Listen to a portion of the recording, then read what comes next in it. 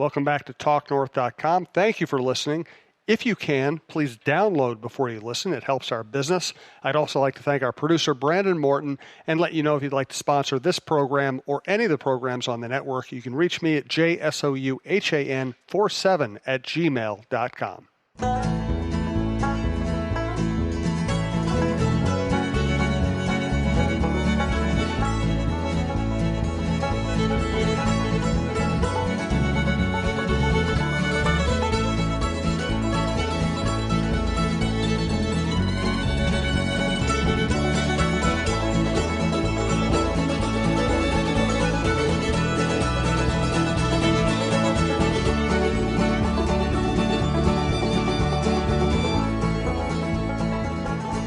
Hockey summers aren't supposed to be this busy. We talked about all the problems with Fenton and his administration.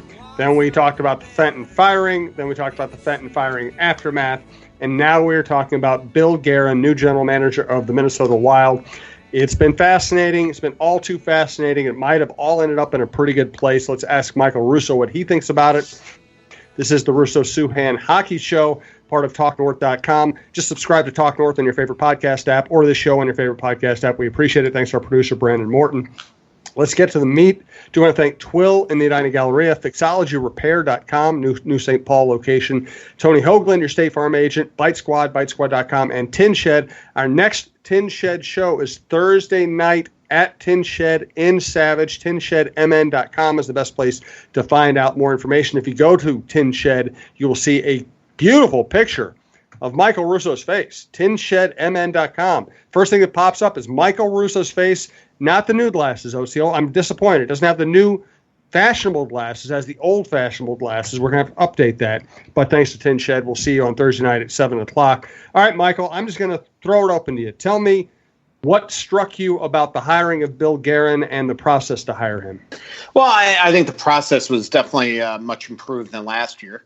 There's no doubt about it. I think that they went into last year's process and knew right away that they wanted to hire Paul Fenton, and it was his job to lose, and somehow he didn't lose it despite the vetting process. And this time, I really think that they went into this and thought, Ron Hextall was the leader, and all of a sudden Bill Guerin just jumped to the forefront. I could tell you for a fact that when this process began, that Craig Leopold really wanted to go with somebody with GM experience. And so just the mere fact that Bill Guerin won out over the other candidates tells you that the Wild switched paths in the middle of their process, that they were wowed by Bill Guerin. And, who knows? In a year, maybe Alyssa will look back and say, you know what, the year of Paul Fenton actually was a good thing because it landed them Bill Guerin in hindsight. We'll see. I mean, I don't think Craig Leopold would ever make that statement now, but I know that he hopes that one day he could probably make that statement. I just got together with Bill Guerin, had breakfast with him, met up with his family too, his wife and his children, and it was a fun time. And I couldn't help but, as I was leaving the meeting, contrast it to my first sit down or my first experience last year with Paul Fenton and how just uncooperative he was during the profile period of me writing that story on him. That the first story to introduce him to this marketplace. He just couldn't have been more difficult to deal with. And this one, I'm sitting with Billy Guerin, and I said, hey, for a feature that I want to write for you in training camp, can I talk to your wife? And he's like, well, how about I get her down here? And so all of a sudden, she comes down from the hotel with 3 of her 4 kids too. And so we just yucked it up for better part of an hour, the entire family. And it's going to wind up being just a hilarious story, and a very touching story, I might add. And so right away, you're dealing with a very, very different person. And I'm going to kind of offer a counterpoint on all the things we're talking about right here. Because, listen, Fenton was terrible with the media in a way that reflected how terrible he was within the organization. So it was an easy corollary. There are people in the sports world who are terrible with the media, or they're not even really good human beings, or not really good to the people around them, but they're good enough just to win. I mean, Bill Belichick is kind of a jerk, right? But he wins, and he knows how to run an organization. So it's not all about them being likable. It's just a nice change of pace. Well, here's the thing. You can't be bad at your job and unlikable. Exactly. You can be one or the other. Exactly. But that's my point. Yeah. So it's not. I mean, listen. I think Bill Guerin, as I wrote today, he's gonna have this great honeymoon. Seems like a really good guy. Everybody raves about him, but Fenton isn't getting ripped just because he wasn't good with the media or he wasn't difficult. He's getting ripped for the right reasons, which is he treated people, even the people he worked with, horribly.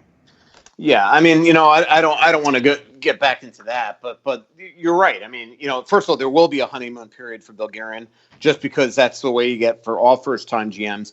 But the oddity of this situation, he's going to get a honeymoon because there's nothing he could do right now on the ice to change what we're looking at. So, I mean, that by virtue is going to give him time and should give him license to basically have a little freedom here.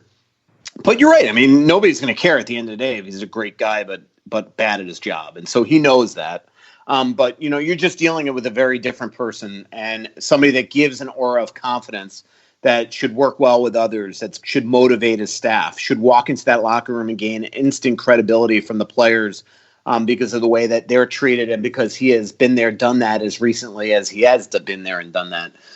So that's a big thing. And then just right away, I mean, he knows the first call he made was to Dan Milstein, and to try to arrange to go to Russia and meet with Kirill Kaprizov. I mean, well, I'll just say, I mean, I flew home on the same aircraft with Dan Milstein and Paul Fenton from the draft, and Dan Milstein was in 1C. I was in 2C. Paul Fenton was in 3C. And I didn't even see the two of them say hello to each other. And I thought that was a little concerning. I would have moved mountains to sit next to Dan Milstein during that flight. So I just think that you have a very different, from a people person standpoint, from a bedside manner standpoint, I think that is going to bode really well for the Wild. The interesting thing I found when I talked to Craig Leopold on the side after the press conference was he admitted that last year's, the search for Fenton wasn't done very well, wasn't done very professionally, didn't turn over enough stones, didn't think deeply enough about everything, and didn't include a hockey person. So, a lot of people wanted to give, it's one thing to say, okay, yeah, Leopold, at least he admitted he made the mistake, blah, blah, blah. That's all fine. But I think the key to admitting a mistake is knowing how to correct it. And that's what he did. He said, okay, I screwed that up. Let's do it differently this time. So not only did he add Modano to the process, he also made it more of a real vetting process instead of just something that served confirmation bias, which is, let's look for people who say nice things about the guy I want. Yeah. And look, the reality is that it is hard to vet because, nobody wants to be the guy that costs somebody from getting a job, right? So right away you go into these processes and they're very flawed to begin with. So what you really need to do is just talk to a ton of people. And I think that Craig went into last year's process knowing right away that he wanted a talent evaluator, which Paul Fenton had the reputation of being. And he had a history of Paul Fenton. And he trusted a couple GMs out there to really to almost be full weight on the hire. And so right away, I just don't think that he talked to enough people. Where in this situation, I mean, he did his homework. I mean, I could just tell you that the amount of people, it's funny. I mean, as a reporter, I almost do these. That's why, again, not to pat my back here, but the reason why I was so far out ahead of this is because I talked to the same amount of people that really the owner does.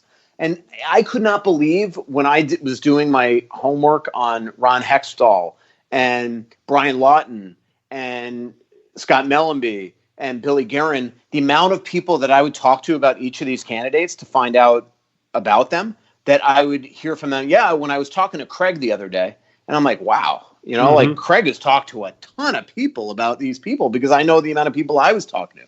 So I just think that this was a totally different process where last year they just went in. I mean, I was writing from the minute that Chuck Fletcher was fired that Paul Fenton was the front runner for that job. Yep. And if you remember a day later, Paul Fenton was in front of Craig Leopold. Mm-hmm. I remember being in Vegas covering the Sharks.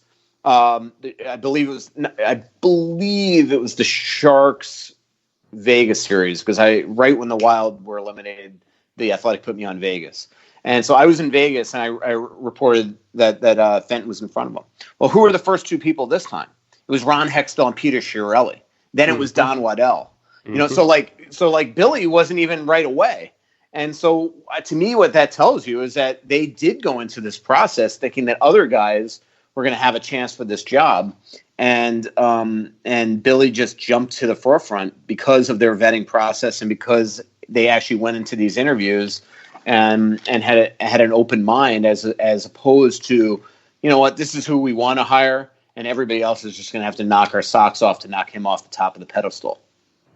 Right, absolutely. Hey, I want to thank Twill in the Edina Galleria, twillmn.com, TWILL on Instagram. I have a closet full of stuff I bought there that I will never have to replace because it's going to last me a lifetime. I'm here with my wife, Stacy. We went to Twill in the Edina Galleria the other day. We saw Scott Dayton, and I bought the nicest sport jacket I've ever owned, the most comfortable pants I've ever owned. They're Brax. A nice pair of loafers that I can wear to the ballpark. I think they're called Tracks. And I bought a bunch of Stenstrom short sleeve shirts to go with my Stenstrom nice dress shirts. And, you know, I used to wear just disposable clothes. Now when I buy something, I buy it at Twill. I know it's going to last me the rest of my life, and it's going to be comfortable. And on top of that, it's not just the best stuff you've ever had, but it's really everyday things that you can wear and that will fit all occasions. Yeah, I've worn the Stenstrom short sleeve shirts every day this week. When I dress up or even just want to look nice at a game or a Lynx game or something, I wear the Stenstrom dress shirts. But really, the Brax pants are the most comfortable I've ever worn. They are more comfortable than jeans. I never thought I'd have anything more comfortable than a broken-in pair of jeans. And he keeps saying that, Scott, so thank you very much. Twill in the Edina Galleria, twillmn.com, Twill on Instagram. All right, let me throw you a curveball here, Michael. What if Leopold had just kept Chuck Fletcher? Where would this organization be today, do you think? Well, it would have been interesting. I think last summer was the summer that Chuck Fletcher planned to make some serious moves. So my guess is that last summer would have been the summer where we would have seen a Zucker, a Gralin, a Nino, or a Coyle moved. Maybe two of them, but most likely one of them. Where, you know, he obviously gets rid of Chuck and then all of a sudden, you know, you have a GM that comes in, wants to get the lay of the land, did the tweaks that Chuck Fletcher, that Craig Leopold talked so much about. And then it took him a while to actually make the potential moves, and he wound up blowing it up as opposed to just little as opposed to just trading one. You know, what he did is he traded all three and almost traded all four. So, you know, I don't know where the Wild would be, but I can promise you that two of the three or two of the four at a minimum would still be here, whether it's Granlund, Coyle, Niederreiter, or Zucker. And I think that was the flawed part of last year to begin with, is that he decided to blow it up. He was going to trade all four at once, and not for better moves, not for, you know, you either go one way or the other too. It's like, you know, you either are tearing it down to go full rebuild and get in prospects or picks, or the other way is actually go and get significant impact players. And he was sort of all over the place and didn't get a ton of assets. So it just was a major flaw. And then the other thing is that I just talked about on another show is I think the one big scary thing for Bill Guerin that he's going to have to deal with Jared Spurgeon is that when you trade all three at once, all of a sudden these three guys go. Two of them had significant success in other organizations, being Niederreiter in Carolina and Coyle in Boston. And now they go back to their teammates and be like, well, my God, you wouldn't believe what it's like in other organizations. And I think that's the type of thing that can make it very difficult for Jared Spurgeon to suddenly be re-signed here. The good news is that I think Billy Guerin is the type of person that can get in front of Jared Spurgeon and really maybe convince him that his vision and that there's a path to winning here. But I can tell you for a fact that these guys were coming back to the Wild and being like, wow, you wouldn't believe what it's like. The grass sometimes is greener. And that's just a fact. I mean, that has been told to me, not only by these players that they're hearing that, but Charlie in my story that I did basically said that mm-hmm. What it's, you know, that it was basically refreshing to be somewhere else and realizing that this is the way it's done in other organizations. Yeah, absolutely. And that's no slight, by the way, on you know, Boudreau or Leopold or the way that the Wild are run off the ice. I mean, these players get everything they need to be successful. I mean, a lot of it is the players need to look in the mirror, and that's one thing that Billy Guerin's going to try to do here is to go in there and explain to these